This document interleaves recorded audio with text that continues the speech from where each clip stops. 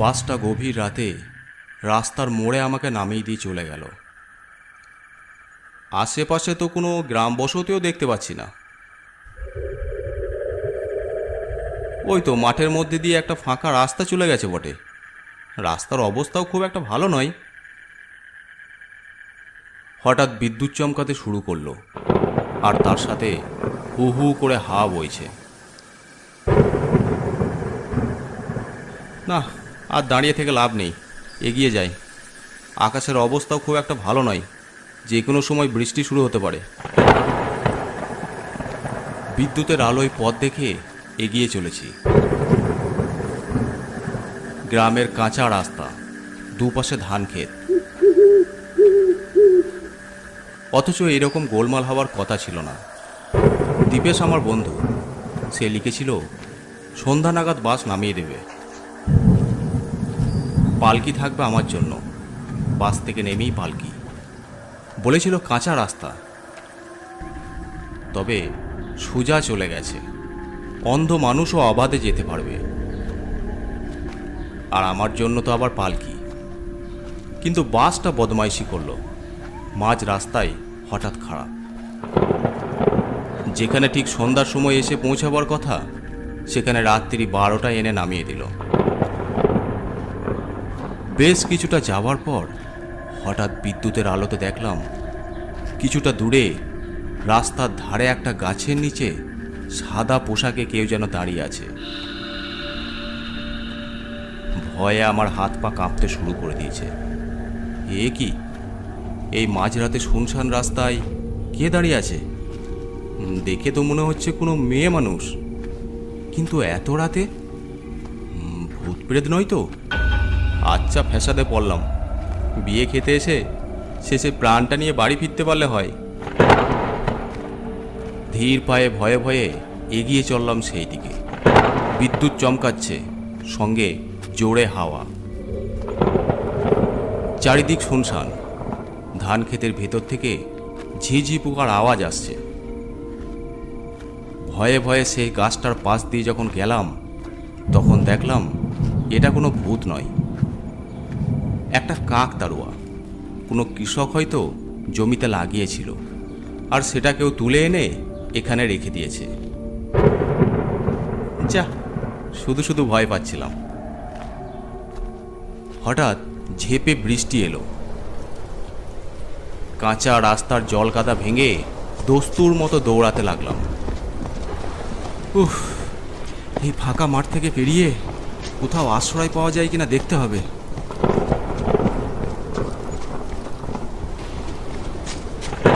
ছুটতে ছুটতে নদীর পাড়ে এলাম। এই তো নদী। এই নদীর কথাও তো দীপেশ লিখেছিল। আর ওই তো নদীর ওপরে পুলটা। পথ ভুল করিনি তাহলে? উফ, আর পাচ্ছি না। হঠাৎ বিদ্যুতের আলোয় দেখলাম পুলটা পেরিয়ে কিছুটা দূরে অশ্বত্থতলায় একটা পুরনো পাকা ঘর। যাক বাবা, এতক্ষণে একটা আশার আলো দেখতে পাওয়া গেল। খাবার দাবার দরকার নেই, রাতটুকু মাথা গুঁজে থাকবার মতো একটু আশ্রয় পেলেই শান্তি।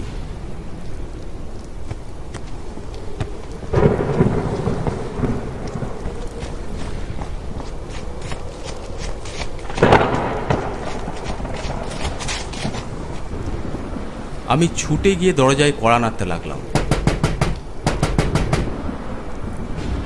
কেউ আছেন বাড়িতে? বড় বিপদে পড়েছি। মাথায় আধ ঘোমটা ফুটফুটে এক তরুণী বউ দরজা খুলে দিল। অবাক হয়ে গেলাম, এমন নিশিরাতে জেগেই ছিল ভিতরের মানুষ। বউটির পিছনে এক বুড়ো মানুষ দাঁড়িয়ে। দেখলাম বউটা কাঁদছিল, কেঁদে কেঁদে চোখ লাল। কোন দুঃখে জানি না। বুড়োর সঙ্গেই বা কি সম্পর্ক বউটার? এসো বাবা, ভিতরে এসো। দাঁড়িয়ে কেন? বৃষ্টিতে একদম ভিজে গেছো বাবা। শুকনো জামা কাপড় আছে তো সঙ্গে? হ্যাঁ বাবা, আমার এই ব্যাগে সবই আছে। কি মোলায়েম কথা বুড়ো মানুষটি, কথা শুনে সব কষ্ট জুড়িয়ে যায়। চেহারাটিও মুনি ঋষির মতো। ব্যাগ খুলে শুকনো কাপড় বের করে পরলাম। বৌমা, বসবার একটা কিছু পেতে দাও খাটের ওপর, বাছার বড় কষ্ট হয়েছে। যেমন শ্বশুর তেমনই বউ, কি ভালো এরা। মাদুর বালিশ আর চাদর হাতে করে বউটি ফিরে এলো, পরিপাটি করে পেতে দিল। কিন্তু বড় দরিদ্র, নড়বড়ে ছোট একখানা খাট একেবারে খালি পড়েছিল। মাদুর বালিশগুলো অনেক জরাজীর্ণ। শুনুন, রাত দুপুরে রান্দাবান্দার হাঙ্গামায় যাবেন না আবার। মনিরামপুরে গাড়ি অচল হয়ে গিয়েছিল, সেই সময়টা ভরপেটে খেয়ে নিয়েছি। বউটি বড় বড় চোখ মেলে আমার দিকে একবার তাকিয়ে নিঃশব্দে বেরিয়ে গেল। বুড়ো দেখছি মজলিসি মানুষ, এত রাত তবু খাটের প্রান্তে পা ঝুলিয়ে কথাবার্তা আরম্ভ করে দিল। একেবারে কিছু খাবেন না বাবা? না লজ্জা করে বলছো? ছেলের মতো তুমি।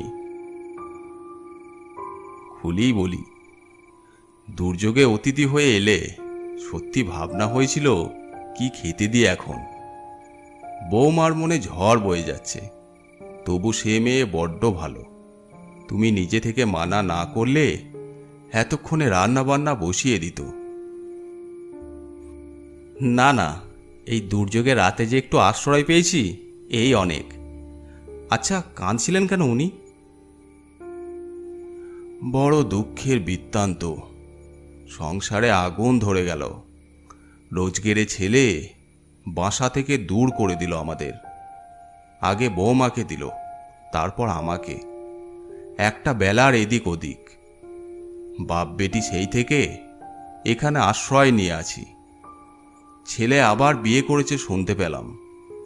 বৌমা ছেলে মানুষ তো, খবর শোনা অবধি দু চোখে জোয়াল বয়ে যাচ্ছে তার। কথা শুনে স্তম্ভিত হয়ে গেলাম। বুড়ো আরও কত কি বলে যাচ্ছেন, কিন্তু এক বর্ণ আমার কানে যাচ্ছে না। নিরাপরাধ এই সুন্দরী মেয়েটাকে ত্যাগ করেছে এবং বাপ বোধহয় পুত্রবধূর হয়ে দু কথা বলতে গিয়েছিলেন, সেই জন্য তাকেও তাড়িয়ে দিয়েছে। সেই পাষণ্ড টপুর মাথায় দিয়ে আবার নতুন বউ আনতে চলল। হাতের মাথায় পেলে লোকটাকে সমুচিত শিক্ষা দিয়ে দিতাম, তাতে আমার জেল ফাঁসি যা হবার হতো। এই সমস্ত ভাবছি। দরজা দিয়ে শুয়ে পড়ো বাবা, আমরা এই পাশেই রইলাম। ঠিক আছে বাবা। জোর বৃষ্টি বাতাস তখনও বাইরে সমানে চলছে। বড্ড ধকল গিয়েছে, শুতে শুতেই ঘুমিয়ে পড়েছি। মরার মতন ঘুমিয়েছি। যখন ঘুম ভাঙল, দরজা খুলে দেখি বিস্তর বেলা হয়েছে, চারিদিকে রোদ। রাত্রিবেলা অত দুর্যোগের চিহ্ন মাত্র নেই। চলে যাওয়ার আগে বুড়ো মানুষটিকে দু এক কথা বলে যাওয়া উচিত। বড় ভালো মানুষ এরা। আরে সর্বনাশ, এ কোন জায়গা? সামনে শ্মশান। ঘরের ঠিক সামনেই শ্মশান ঘাট। পাশ দিয়ে নদী চলে গেছে। আধপোড়া কাঠ, ভাঙা কলসি এখানে ওখানে ছড়ানো। যে কুঠুরিতে রাত্রিবাস করেছি সেটা আসলে শ্মশান বন্ধুদের বসা ওঠার জায়গা। আমার শোবার ব্যবস্থা করে দিয়ে শ্বশুর আর পুত্রবধূ গেলেন কোথায়? আর এটা তো শ্মশান যাত্রীদের জন্য তৈরি করা ঘর। এখানেই বা ওনারা কি করেন? আশ্চর্য। এদিক ওদিক তাকিয়ে দেখলাম, কিন্তু তাদের আর খুঁজে পেলাম না। অগত্যা আবার হাঁটা শুরু করলাম দীপেশদের বাড়ির উদ্দেশ্যে।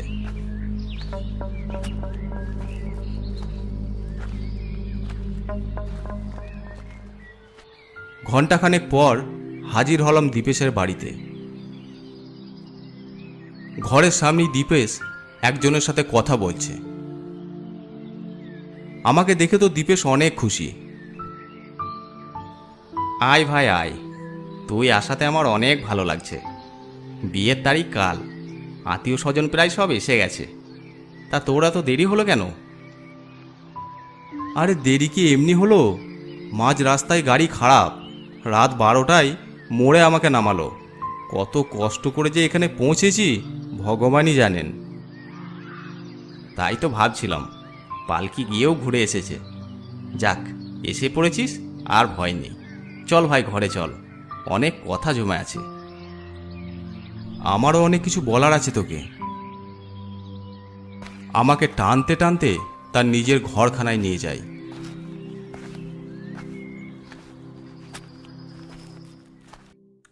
ঘরে ঢুকে চমকে উঠি। সামনের দেওয়ালে সেই তরুণীর ছবি, ঠিক তার উল্টো দিকের দেওয়ালে বুড়ো মানুষটি। কাল রাত্রে শ্বশুর আর পুত্রবধূ সেই যে দুজনাকে দেখেছিলাম। দীপেশ, ছবি দুটো কাদের? আমার স্ত্রী নীলা, আর ইনি হলেন বাবা। এখানে উঠে আসার পরেই সর্বনাশ হলো। কলেরা হয়ে দুজন মারা গেলেন একই দিনে, সকাল আর বিকেল। 8 মাস হয়ে গেল দেখতে দেখতে। বৌমা বলতে বাবা অজ্ঞান হতেন। বউ যেতেই তাই যেন তিনি আর দেরি করলেন না, বিকেলে মারা গেলেন। এইভাবে একা একা সব কিছু সামলাতে খুব অসুবিধা হচ্ছে, তাই আবার বিয়ে করতে চলেছি। আমি বিস্ময়ে স্তম্ভিত হয়ে যাই। কিন্তু আমি যে কাল রাতে... কি হয়েছে কাল রাতে? না না, কিছু না। আমি বিস্ময়ে বিমূঢ় হয়ে গেলাম। রক্ত মাংসের মানুষটা মারা গেলেও তার আত্মা যে মারা যায় না, কালকে রাতের ঘটনা তা আবার প্রমাণ করে দিল। আজকের গল্পটি আপনাদের কেমন লাগলো অবশ্যই কমেন্ট করে জানাবেন। আর যদি ভালো লেগে থাকে অবশ্যই চ্যানেলটি সাবস্ক্রাইব করে দেবেন। আর আপনারা যারা গল্প পাঠাতে চান আমাদের ফেসবুক পেজে ইনবক্স করে পাঠাতে পারেন, অথবা আমাদেরকে মেল করতে পারেন। এছাড়াও আমাদের ইনস্টাগ্রাম আইডি আছে, আপনারা ফলো করে নিতে পারেন। সব কিছুর লিঙ্ক ডিসক্রিপশন বক্সে দেওয়া আছে।